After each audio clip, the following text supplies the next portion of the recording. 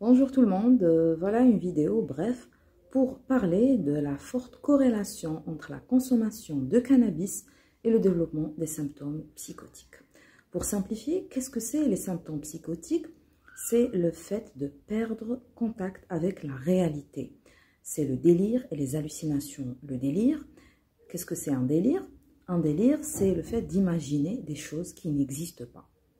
Et généralement, ce sont de très mauvaises expériences, comme par exemple, imaginer le fait que les gens, la personne, elle commence à imaginer le fait que les gens lui veulent du mal, lui veulent du tort, ils veulent l'ensorceler, ils vont l'assassiner, ils veulent la contrôler.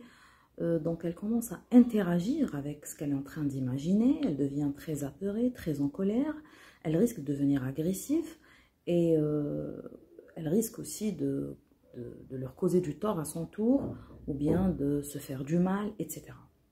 Donc c'est ça un délire.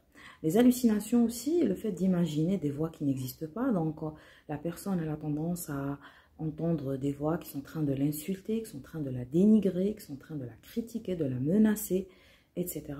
De lui donner des ordres, de l'obliger à faire des choses contre son propre, c'est-à-dire contre son gré, etc.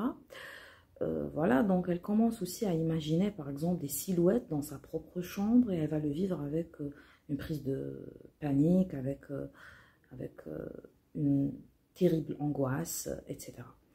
Donc on m'a posé beaucoup de questions, on m'a dit que le cannabis a toujours existé, les gens l'ont toujours consommé, pourquoi on n'a pas parlé des symptômes psychotiques induits par le cannabis dans le passé? Donc il y a plusieurs hypothèses, peut-être que parce que cette drogue n'était pas très accessible et très disponible dans le passé.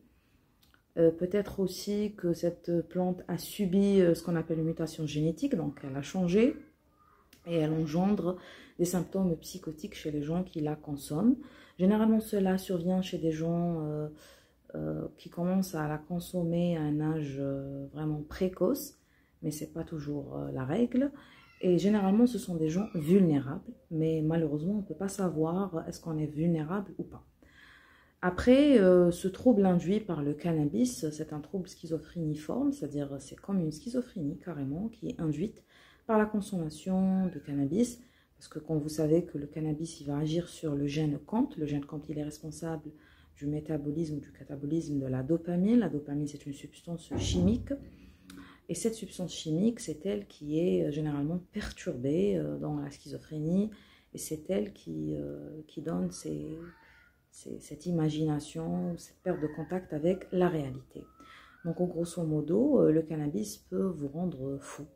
Voilà, et ça peut être réversible, c'est-à-dire ça peut rentrer dans l'ordre avec des traitements, comme ça peut devenir irréversible, c'est-à-dire malheureusement la personne serait malade à vie.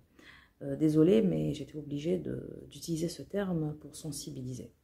Voilà, donc j'espère que c'était bénéfique. Si vous êtes intéressé, n'oubliez pas d'abonner sur la chaîne et à bientôt.